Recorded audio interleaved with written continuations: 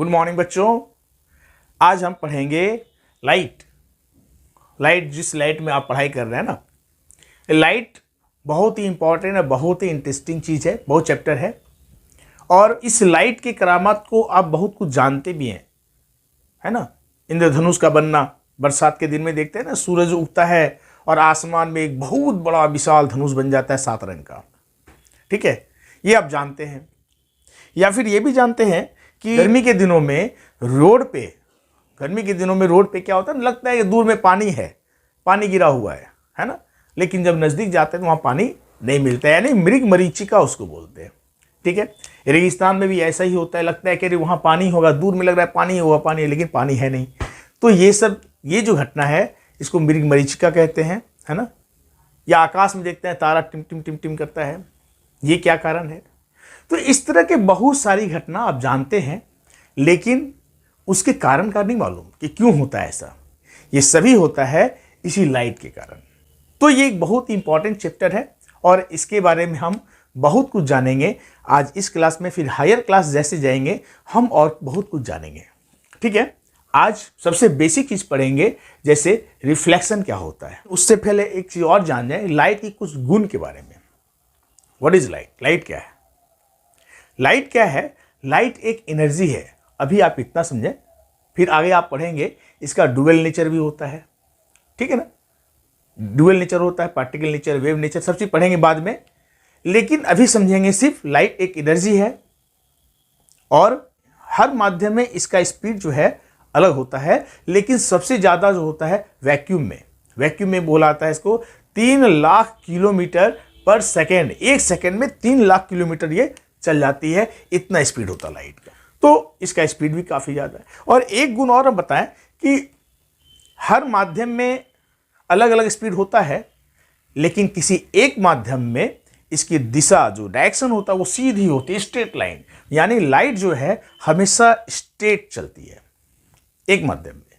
फिर जैसे ही माध्यम चेंज होता है तो फिर इसका डायरेक्शन चेंज हो जाता है, स्पीड भी चेंज हो जाता है और डायरेक्शन भी चेंज हो जाता है। तो ये सारी चीजें हम पढ़ेंगे और देखेंगे। और इसी कारण से ये जो घटनाएं हमने बताया स्टार्टिंग में, ये सारे इंद्रधनुष का बनना, मृग मरीचिका का बनना, तारे का टिमटिमाना, ये सभी इन्हीं सारे गुणों से होता चला आता है।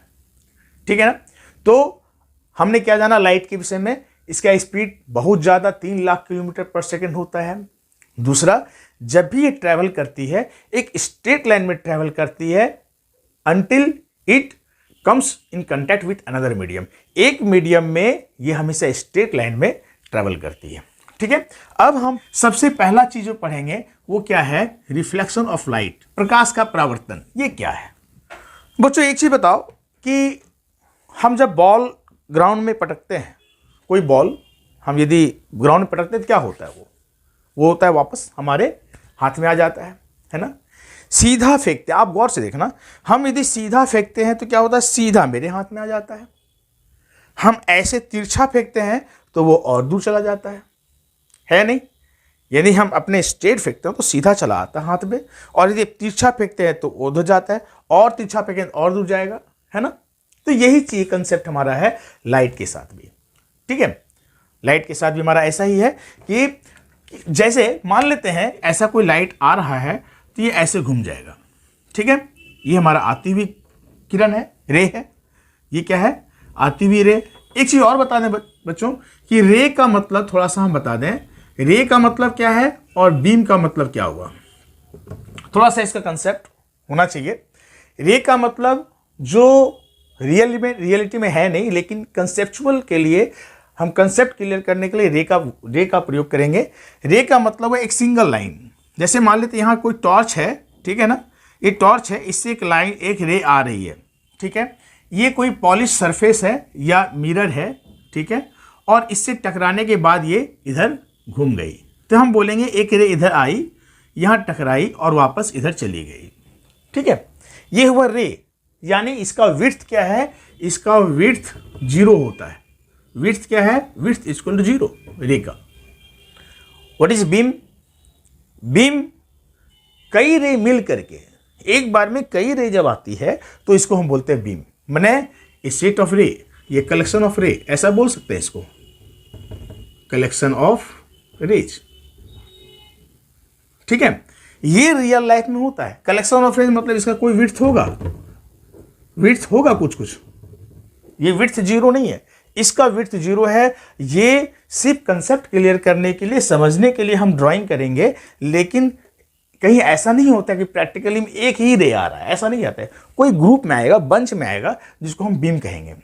ठीक है, ये सिर्फ हम शब्द का मीनिंग समझा रहे हैं, बाद बाकी तो हम चलेंगे रे पे ही बात करेंगे। सो इसका ये रियल लाइफ में ये प्रैक्टिकली होता है, ये फिजिकली अपीयर होता है ना।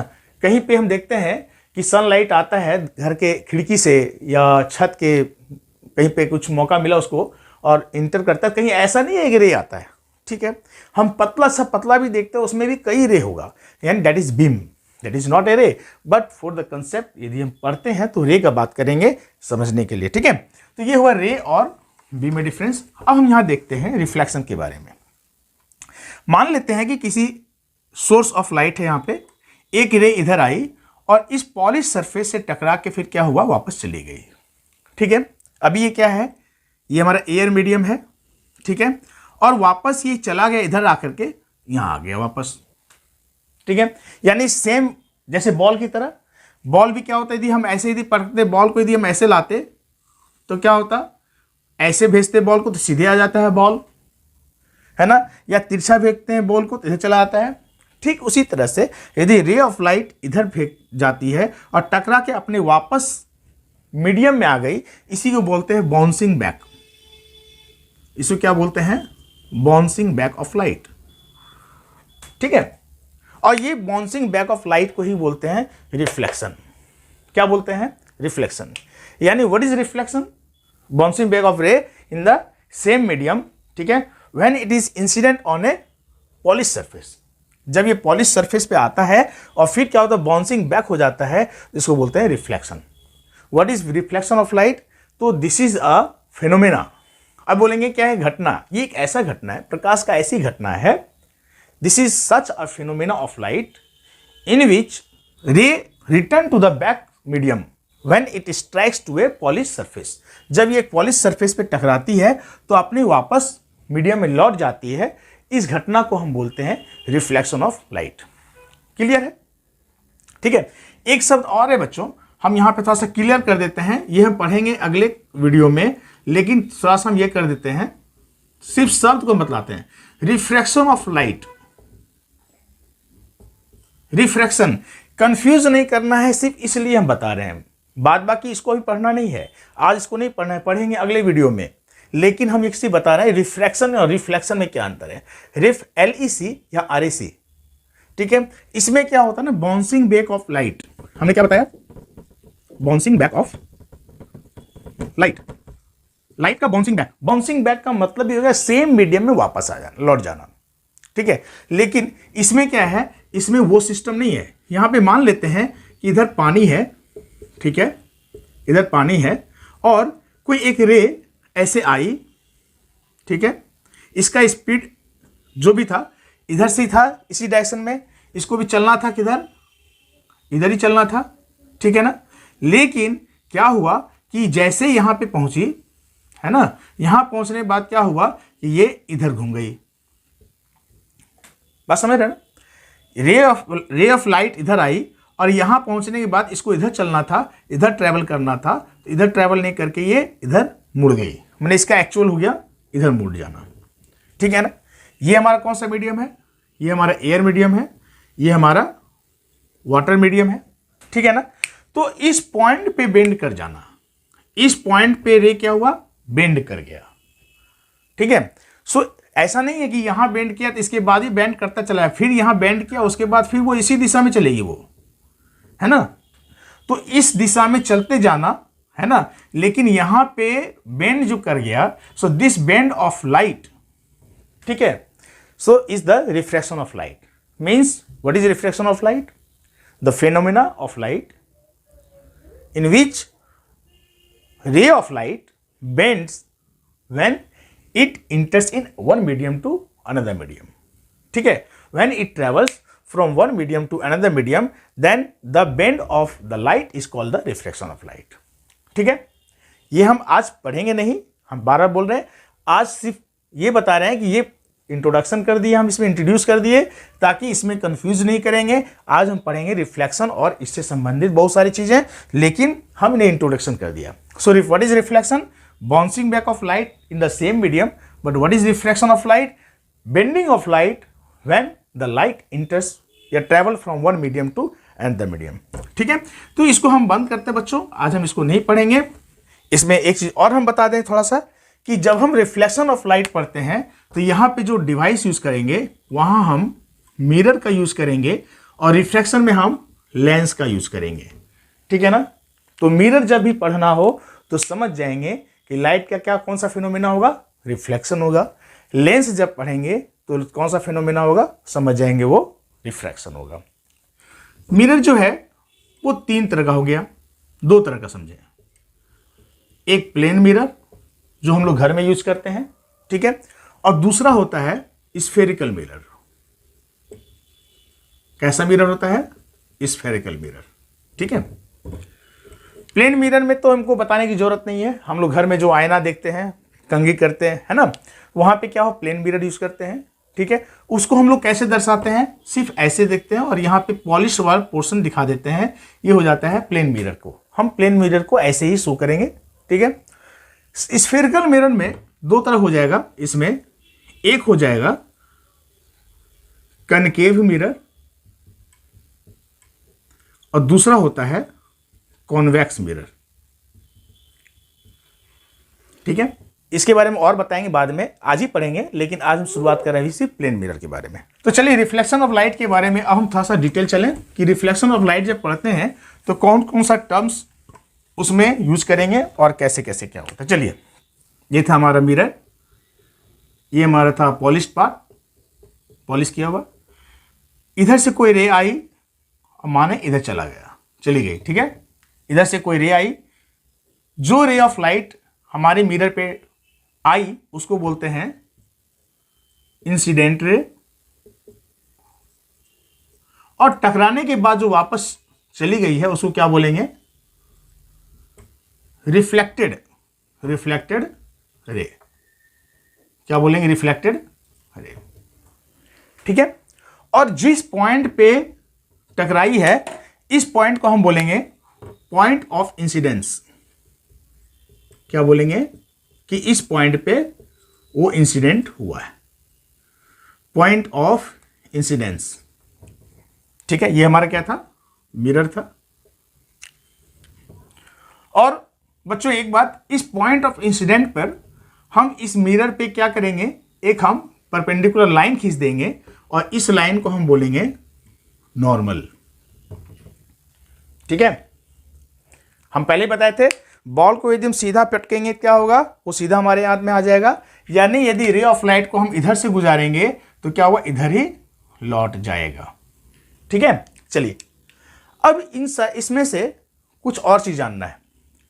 इंसिडेंट रे नॉर्मल के साथ जो एंगल बनाता है, ठीक है, इसको बोलेंगे एंगल ऑफ इंसिडेंस।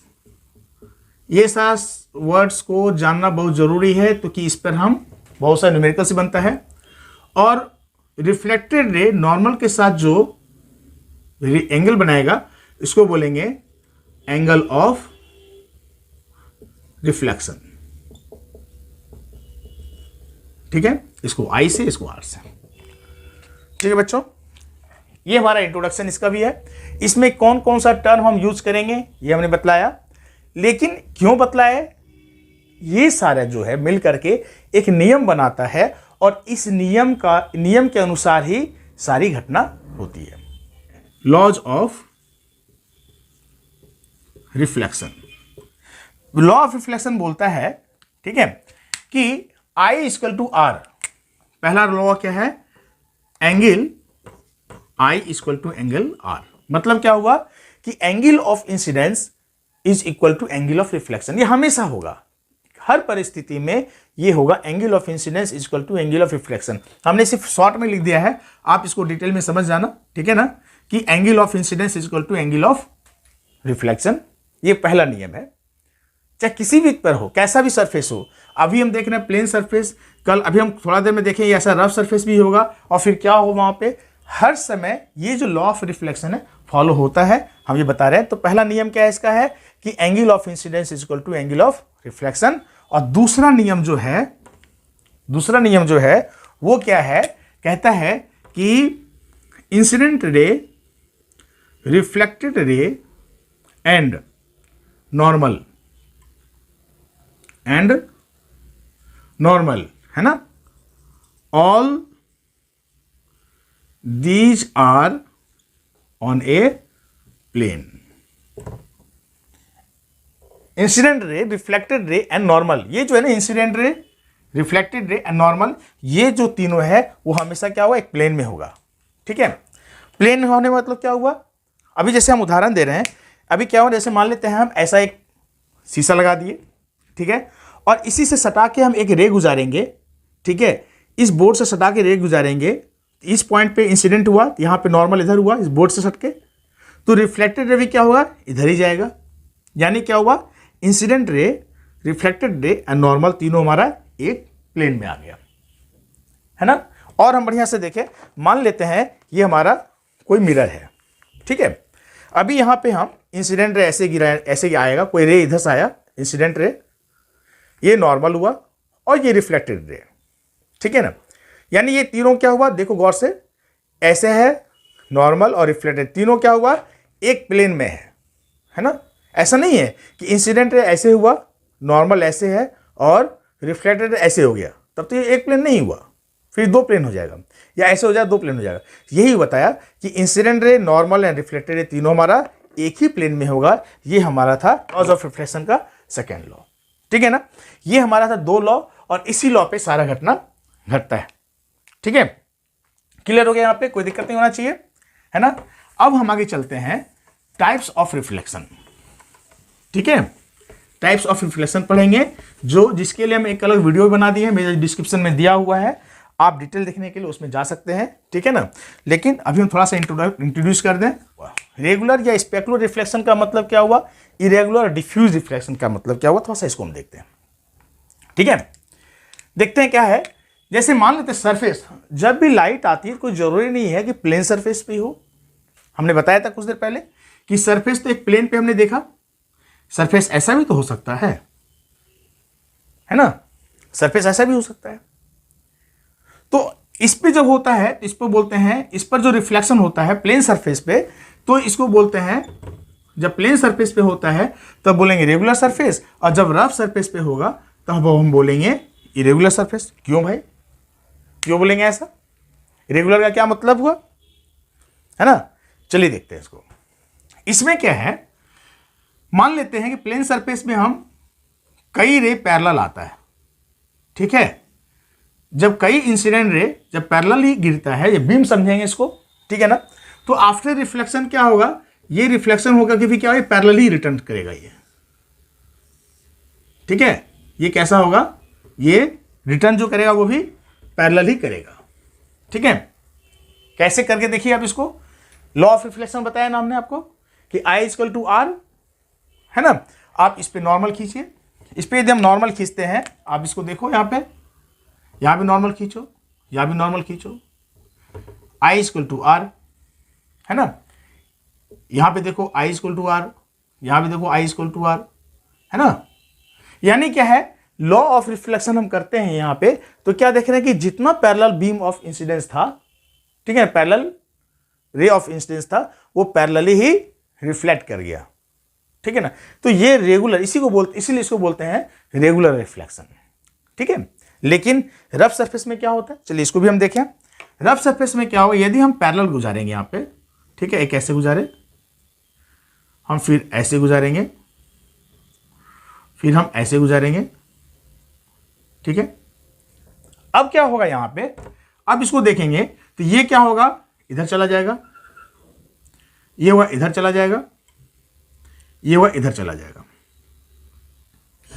ये है रिफ्लेक्शन, ये जो है पैरेलल है नहीं है, ये रिफ्लेक्टेड रे पैरेलल नहीं है, है ना। इसीलिए इसको हम बोलेंगे इरेगुलर या डिफ्यूज्ड रिफ्लेक्शन बोलेंगे। क्लियर है, इसका ये मतलब नहीं हुआ कि ये लॉ ऑफ रिफ्लेक्शन को फॉलो नहीं करता, ऐसा नहीं है। ये भी लॉ ऑफ रिफ्लेक्शन को फॉलो कर रहा है। चलिए देखते हैं इसको हम करता है नहीं करता है। इस जगह पे हम यदि यहां पे अभिलंब देखेंगे, इस पर नॉर्मल खींचेंगे तो नॉर्मल इधर है, इसलिए I इक्वल टू R। इस जगह पे देखते हैं नॉर्मल, तो नॉर्मल यहां है, I इक्वल टू R। इस यहां पे पॉइंट पे देखते हैं नॉर्मल, तो नॉर्मल ऐसे है, I इक्वल टू R। यहां का नॉर्मल ऐसे है, यहां का नॉर्मल ऐसे है, यहां का नॉर्मल हर पोजीशन में। चूंकि हर पोजीशन में ये क्या होता है, ये नॉर्मल जो है अलग अलग है, जिसकी वजह से क्या होता है, ये इसका जो रिफ्लेक्टेड रे है वो अलग अलग दिशा में जाता है, यानी ये पैरेलल नहीं होता है, और इसी की वजह से इसको हम बोलते हैं इरेगुलर। ठीक है। एक बात और बच्चा, हमने बताया था कि इसके लिए अलग हम विस्तार से बनाए एक वीडियो, जो हम डिस्क्रिप्शन में लिंक दे देंगे। ठीक है। इसमें क्या होना है, इस तरह का जो इरेगुलर रिफ्लेक्शन होता है, इसी वजह से इसमें फजी पिक्चर आता है, यानी क्लियर जो है पिक्चर कभी लेते हैं, मान लेते कोई फोटो खींच रहे हैं और कैमरा हिल गया तो पिक्चर जो है साफ नहीं आता है, वो इसी वजह से हिल गया। ठीक है ना। लाइट पड़ा अलग तरह से, अब जैसे मान ले किसी पड़ रहा है तो वो तो एक समतल नहीं है, ऊपर नीचे भी होगा, रिफ्लेक्टेड अलग होगा, फजी फिल्म बनेगा, लेकिन इसमें क्या होगा, इमेज जो बनता है वो क्लियर बनता है। ठीक है। तो ये हमारा था टाइप्स ऑफ रिफ्लेक्शन, समझ में आ जाना चाहिए। क्लियर हो गया अब ये। ठीक है। ये था लाइट का टाइप्स ऑफ रिफ्लेक्शन। हम लोग देखते हैं आईने में ना, आईने में देखते हैं तो शक्ल दिखता है। ठीक है। लेकिन एक चीज बताओ कि हम रूम में आईना लगा दिए हैं और हम लाइट ऑफ कर देंगे तो क्या कुछ दिखता है हमको? नहीं दिखता है। यानी प्रकाश होना चाहिए, यानी लाइट होना चाहिए, यानी हम मिरर में भी कुछ देखते हैं तो लाइट होना चाहिए, और लाइट होता है वो टकरा के हमारे आंख पे आता है, तभी हम कुछ देख पाते हैं, है ना। तो ये प्रकाश लाइट होना चाहिए। यदि हम रूम में लाइट ऑफ कर देंगे तो हमको आईना भी है, हम भी हैं, लेकिन वो दिखता कुछ नहीं है। ठीक है। तो हम देखते हैं पहले कि हम लोग को दिखता कोई चीज कैसे है। ठीक है। चलिए अब हम देखते हैं images in plane mirror. Plane mirror में इमेज कैसे बनता है, और इमेज यदि बनता है तो उसके क्या गुण होते हैं, क्या खासियत होते हैं बच्चों, हम ये देखेंगे। ठीक है। तो अब हम देखते हैं, मान लेते हैं कि ये हमारा एक प्लेन मिरर है। ठीक है। ये एक मिरर है और इस मिरर के कुछ डिस्टेंस पे एक हम कोई ऑब्जेक्ट रख दिए। ठीक है। जो रियल में है उसको हम क्या बोलेंगे, ऑब्जेक्ट बोलेंगे। क्या बोलेंगे? ऑब्जेक्ट। ठीक है। ये ऑब्जेक्ट रखे हैं और इसका आईने के पीछे हमको जो बनता है, दिखता है, वो क्या बोलेंगे, उसको बोलते हैं इमेज। ठीक है ना। अब देखिए होता क्या है, बनता कैसे वो भी हम देखें कि जैसे मान लेते हैं ये है बना हुआ, तो इससे मान लेते हैं दो रे निकला, एक रे निकला ऐसे और दूसरा रे ऐसे। दो से ज्यादा भी ले सकते हैं, ऐसा नहीं हम दो ही लेंगे, हम 3 लेंगे, 4 लेंगे, 5 लेंगे, बहुत सारे लेंगे। हम समझाने के लिए 2 लेते हैं, कम से कम 2 होना चाहिए किसी भी इमेज के फॉर्मेशन को दिखाने के लिए, समझने के लिए। ठीक है। अब जैसे मान ले यहां से रे निकला और यहां टकराया, अभी क्या है ना, लॉ ऑफ रिफ्लेक्शन की वजह से हमको क्या होना चाहिए, पहला लॉज ऑफ रिफ्लेक्शन क्या था, I equal to R. Means यहां पे यदि नॉर्मल खींचेंगे तो ये एंगल इक्वल टू ये एंगल, माने इक्वल एंगल से क्या होना चाहिए, रिफ्लेक्ट कर जाएगा। यानी क्या हुआ, ये रे जो है ये रिफ्लेक्ट करके इधर आ गया, है ना। उसी प्रकार से ये रे जो है वो रिफ्लेक्ट करके इधर आ गया, बीच वाला लेंगे वो भी इधर आ गया। ठीक है ना। लेकिन अब यहां पे क्या है, यहां पे फैलता चला जा रहा है। यहां पे देखिए गौर से, ये दूरी यहां पे नजदीकता दूरी बढ़ता जा रहा है। ये कभी मिलेगा क्या, ये कभी मिलेगा आपस में? नहीं मिलेगा, ये कभी नहीं मिलेगा, है ना। लेकिन जब हम इसको बैक दिशा में, जब वापस हम इसको पीछे करते हैं ऐसे, तो क्या होता है, एक पॉइंट पे मिलता हुआ दिखता है। ठीक है। मिला देते हैं, यदि हम इसको पीछे मिला देंगे तो तीनों एक जगह मिल जाएगा। ठीक है। और जिस जगह पे मिलता है ना, उसी जगह पे इमेज हमको दिखता है। बच्चों क्या मतलब हुआ इसका? इसका यह मतलब हुआ कि यदि हम इसके मार्ग में, इसके रास्ते में हम अपने को खड़ा कर लेंगे, हम रखेंगे, खड़ा होकर देखेंगे, तो क्या लगेगा, दिखेगा कि ये जो हमको ये जो वस्तु ऑब्जेक्ट है वो यहां पे दिखेगा, यानी यहां पे बना हुआ मिले।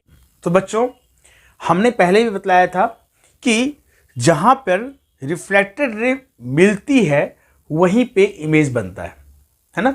और यहाँ पे भी हमने क्या देखा कि इधर रिफ्लेक्टेड रे तो कभी मिल नहीं सकती है।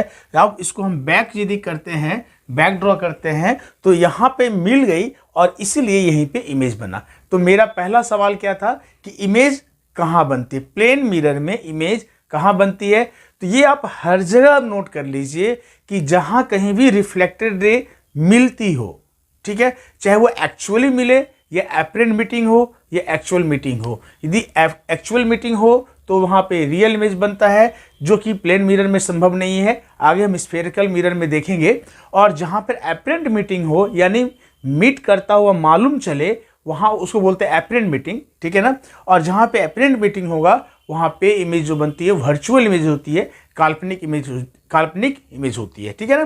तो यहाँ पे क्या हुआ, इमेज कहाँ बना, इस मिरर के पीछे, ठीक है। अब हम देखते हैं कि इस इमेज का कैरेक्टरिस्टिक्स क्या है, ये हम जानेंगे, इमेज का कैरेक्टरिस्टिक्स, ठीक है। कैरेक्टरिस्टिक्स ऑफ इमेजेस, ये जो इमेज हम बनाना, इस इमेज का कैरेक्टरिस्टिक्स क्या है, क्या गुण है, ठीक है। या ऐसा कभी पूछता है कभी कि प्लेन मिरर में जो इमेज बनता है उसके क्या खासियत होते हैं, क्या गुण होते हैं, ठीक है ना। तो हम अभी पढ़ेंगे, ठीक है। पहला गुण है कि हम यहाँ देखते हैं कि जो इमेज जितना साइज का ये ऑब्जेक्ट है उतने ही साइज का इमेज बनता है। पहला कैरेक्टरिस्टिक्स क्या है कि इमेज साइज जो होगा, इमेज का हम कैरेक्टरिस्टिक्स लिख रहे हैं ना, तो इमेज साइज क्या होगा, वही होगा जो ऑब्जेक्ट का साइज होगा। ये हमारा फर्स्ट कैरेक्टरिस्टिक्स है, ठीक है। जो इमेज का साइज वही होगा जो ऑब्जेक्ट का साइज होगा, ठीक है। दूसरी चीज क्या देखते हैं कि मिरर से इमेज का डिस्टेंस वही होगा जो हमारा मिरर से ऑब्जेक्ट का डिस्टेंस होगा, ठीक है। यानी दूसरा कैरेक्टरिस्टिक्स हम बोल सकते हैं कि इमेज का जो डिस्टेंस है, कहां से, मिरर से, image distance equal to object distance, ठीक है।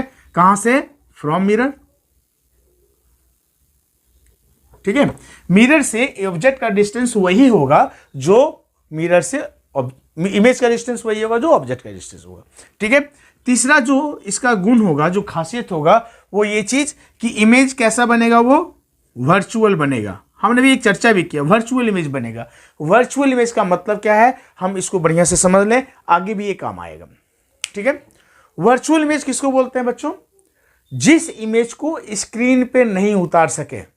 मतलब क्या हुआ कि मान लेते हैं हम इस मिरर के पीछे एक हम स्क्रीन, एक पर्दा लगा दें, ये सोच करके कि देखते हैं ये पर्दे पर ये इमेज आता है ना, हम यहीं पे एक हम पर्दा लगा देंगे, हम यहाँ पे एक पर्दा लगा दें और हम ये सोच करके कि ये इस पर्दे पर ये इमेज आ जाए, ठीक है। मिरर के पीछे एक पर्दा लगा दें और हम लोग यहाँ से देखें, हम लोग चाहते हैं यहाँ से देखें कि ये दिखता है कि नहीं, ठीक है। ये दिखेगा, नहीं दिखता है, क्योंकि एक्चुअल ये वस्तु जो ऑब्जेक्ट का इमेज इधर बन नहीं रहा है, बल्कि हमको यहाँ से दिखता है कि बना है, हमें दिखता है, हमें लगता है कि इस ऑब्जेक्ट का इमेज यहाँ पे है, लेकिन मिरर में दिखता है। यानी मिरर के पीछे जाके देखेंगे तो ये मिलेगा, नहीं मिलता है। यानी हम मिरर के पीछे यदि एक पर्दा लगा दें, स्क्रीन लगा दें, तो क्या ये इमेज उस पर आएगा, नहीं आएगा, है ना। तो जब किसी भी इमेज को हम स्क्रीन पे नहीं उतार सकते हैं, तो ऐसे इमेज को बोलेंगे वर्चुअल इमेज, ठीक है। समझ में आ गया। चाहे इधर भी हम इमेज पर्दा लगा दें, इधर भी स्क्रीन लगा दें, और हम चाहेंगे इसका ये दिखे, कहीं नहीं दिखेगा। तो आप इस चीज को बढ़िया से जान लें, जब किसी इमेज को स्क्रीन पे नहीं उतार सके, ऐसे इमेज को हम बोलेंगे वर्चुअल इमेज, ठीक है। आई बात समझ में। एक और तरीका है जो अभी हम कुछ देर पहले बताए थे कि जब इमेज कहाँ बनता है, हमने बताया कि जब रिफ्लेक्टेड रे मीट करती हो, जिस पॉइंट पे मीट करती हो वहीं पे इमेज बनता है। तो जब एक्चुअल मीट होता हो, एक्चुअली मीट करता है कहीं पे, ठीक है, रियल मीटिंग होता है, यानी real intersection of reflected ray कहीं होता है, तो वहां बोलेंगे रियल इमेज बनता है। और जहां पे एपरेंट इंटरसेक्शन होता हो, किसका, रिफ्लेक्टेड रेज का, ठीक है, यानी एपरेंटली कहीं मीट करता हो, तो वहां पे क्या होगा, वर्चुअल इमेज बनेगा। तो यहाँ पे हम देख रहे हैं कि रियली में तो मिल नहीं रहा है, रिफ्लेक्टेड तो इधर आ गया है और ये फैलता चला जा रहा है, ये तो मिलेगा नहीं। तो कहाँ पे मिल रहा है, यहाँ पे मिलता हुआ दिख रहा है, तो यहाँ पे एक ऐसा इमेज होगा, वर्चुअल इमेज होगा। और एक बात और बच्चों, कि यदि वो वर्चुअल होगा तो सीधा होगा, ठीक है। हम लोग जब आईने के पास देखते हैं खड़ा, आईने के सामने खड़े होते हैं तो क्या होता है, हमारा मुंडी ऊपर है तो वहाँ पे आईने में भी क्या देखते हैं, मेरा मुंडी ऊपर रहता है ना, ऐसा तो नहीं कि मेरा सर नीचे हो जाता है वहाँ पे, ऐसे मुलट जाता है, ऐसा तो नहीं होता है ना। यानी हम प्लेन मिरर में क्या देखते हैं, हम सीधे खड़े होते हैं तो आईना में भी हम सीधे ही दिखते हैं, हम उल्टा नहीं दिखते हैं। ठीक है, तो यहाँ इसी से याद रख लेना कि वर्चुअल इमेज हमेशा सीधा बनेगा, यानी वर्चुअल इमेज हमेशा क्या होता है, इरेक्ट होता है। ये बढ़िया से जान लो, और सिर्फ यहीं पे नहीं, जहां कहीं भी वर्चुअल इमेज बनेगा एकदम दिमाग में बैठा लेना है कि वह इमेज कैसा होगा, इरेक्ट होगा। ठीक है, आगे हम स्फेरिकल मिरर में इसका और हम देखेंगे कहां पे क्या होता है। ठीक है, तो वर्चुअल इमेज और ये कैसा हुआ, इरेक्ट हो यानी सीधा होता है। ठीक है, और एक इसमें चौथा गुण हम देखें इसमें, ये लैटरल इन्वर्जन होता है। लैटरल इन्वर्जन का मतलब क्या हुआ, हम यदि आईने के सामने दाहिने हाथ से खाते हैं तो वो हमको क्या दिखाता है कि आप बाएं हाथ से खा रहे हो, है ना। हम दाहिने हाथ से कंघी करते हैं तो वो क्या, उसमें क्या होता है, हम दिखते हैं कि हम बाएं हाथ से कंघी कर रहे हैं। ठीक है ना, तो ऐसे इन्वर्जन को हम बोलते हैं लैटरल इन्वर्जन। ठीक है, लैटरल इन्वर्जन। ठीक है, और इसीलिए जब हम रोड पे चलते हैं तो देखते हैं एम्बुलेंस की गाड़ी में एम्बुलेंस उल्टा लिखा रहता है ना। एम्बुलेंस कैसा रहता है, उल्टा लिखा रहता है, ताकि यदि मान ली पीछे से कोई एम्बुलेंस गाड़ी आ रही हो तो हम अपने साइड मिरर से देखते हैं तो हम वो सीधा दिखे, क्योंकि मिरर क्या करता है ना, उसको लेटरल इन्वर्सन करके सीधा कर देगा। तो वो यदि सीधा लिख देगा क्या होगा, हमको उल्टा दिखेगा। तो वो पहले से उल्टा लिखा रहता है ताकि मिरर में सही दिखे, हम पढ़ लें और फिर हम अपना साइड हो जाए, उसको हम जल्दी जान लें। ठीक है ना, तो ये हमारा था characteristics of images. Plane mirror में जो इमेज बनता है उसका कैरेक्टरिस्टिक्स क्या था, इमेज का साइज वही होगा जो ऑब्जेक्ट का साइज होगा, इमेज का डिस्टेंस मिरर से वही होगा जो ऑब्जेक्ट का डिस्टेंस होगा, इमेज जो होगा वो वर्चुअल होगा और इरेक्ट होगा, और लास्ट था लेटरल इन्वर्जन होगा। इसके बाद हम एक चीज देखते हैं बच्चों, जो कि मल्टीपल इमेज जो बनता है ना प्लेन मिरर से, एक इमेज से, एक प्लेन मिरर से क्या होता है ना कि हम देख रहे हैं कि एक इमेज बना, लेकिन क्या यदि हम दो प्लेन मिरर को यूज करेंगे तो इमेज कितना बनेगा। ठीक है ना, अब यदि हम पढ़ेंगे मल्टीपल इमेजेस, इसका हम एक सेपरेट वीडियो बनाए हैं और यहाँ पे आई बटन में आप देखेंगे इसको तो आपको मिल जाएगा, हम डिस्क्रिप्शन में भी दे दिए हैं कि मल्टीपल इमेजेस मीन्स जब हम दो प्लेन मिरर को डिफरेंट एंगल पे रखेंगे तो कितने इमेज बनेगा। ठीक है, जैसे मान लें हम लोग सैलून में जाते हैं तो क्या होता है ना, ऐसा देखते हैं इधर भी एक प्लेन मिरर लगा हुआ रहता है पार्लर में भी, और फिर इधर ही प्लेन मिरर है, हम यहाँ बैठ जाते हैं तो क्या होता है, इसका इमेज इधर बनता है। ठीक है, फिर इसका इमेज इधर भी इससे इधर बनता है, फिर इसका इमेज यहाँ बनता है, फिर इसका इमेज यहाँ बनता है, और इस तरह से क्या होता है ना, अनगिनत इमेज बनता है, बहुत सारे इमेज जिसको हम गिन नहीं सकते हैं, अनंत इमेज बनता है। क्यों? ठीक है, ये हमारा इसलिए कि इस दोनों के बीच एंगल कितना है, 0 डिग्री। दोनों जो प्लेन मिरर है इस दोनों के बीच एंगल कितना है, वो 0 डिग्री है। ठीक है, अब सवाल उठता है क्या होगा जब हम दो प्लेन मिरर को हम 60 डिग्री एंगल पे रखेंगे और यहाँ पे एक ऑब्जेक्ट रख देंगे, तब कितना इमेज बनेगा। हम यहाँ पे दो प्लेन मिरर को इस ढंग से रख देंगे, 90 डिग्री पे रख देंगे, ये प्लेन मिरर है, जैसे यहाँ भी प्लेन मिरर था, ठीक है ना, और ये प्लेन मिरर है, और इस प्लेन मिरर्स को 90 डिग्री पे रख देंगे और कोई ऑब्जेक्ट रहेगा कहाँ पे, तो कितना इमेज बनेगा। या इसी तरह से 30 डिग्री पे हो, 18 डिग्री पे हो या 40 डिग्री पे हो, हम कितना भी डिग्री पे रखेंगे दो प्लेन मिरर को तो कितना इमेज बनेगा, हम इसका एक सेपरेट वीडियो बना दिए हैं। ठीक है, आप उसमें जाकर डिस्क्रिप्शन में जाकर देख सकते हैं। ठीक है, तो इस तरह से मल्टीपल इमेज भी बनता है प्लेन मिरर से, हमने ये भी जानना चाहिए। ठीक है, और इसके बाद अब हम चलेंगे कुछ बेसिक चीजें। पहला, ये कभी ऐसा क्वेश्चन आता है कि हमें फुल इमेज देखना हो प्लेन मिरर में। ठीक है, प्लेन मिरर में अपने पूरे इमेज को देखना हो तो प्लेन मिरर का हाइट कितना होना चाहिए, लेंथ कितना बड़ा होना चाहिए कम से कम। ठीक है, तो ये जान लीजिए कि जितने यदि फुल इमेज देखना हो, जिसका फुल इमेज देखना हो उसका मिनिमम हाफ ऑफ हाइट, यदि मान लेते हैं सपोज दैट हम अपना इमेज देखना चाहते हैं फुल, तो हमारे क्या है, मेरा जो हाइट है उसका कम से कम हाफ साइज का मिरर हम लेंगे, तभी हम अपना इमेज पूरा देख सकते हैं। ठीक है, ऐसा क्वेश्चन।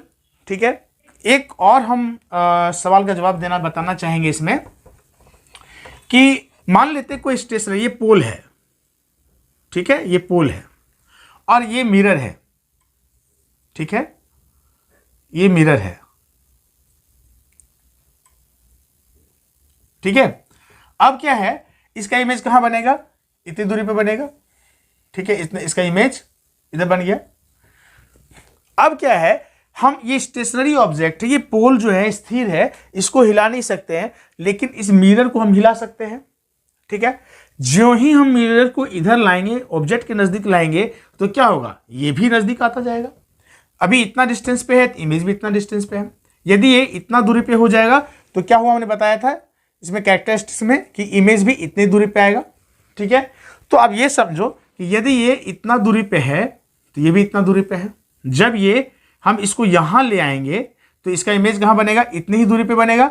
यानी यदि हम मिरर को यहां ले आएंगे तो इमेज कहां बनेगा, यहां बनेगा, ठीक है। यानी क्या हुआ, ये इतना दूरी डिस्टेंस कवर करता है, तो ये कितना दूरी डिस्टेंस किया, बहुत ज्यादा डिस्टेंस दूरी किया।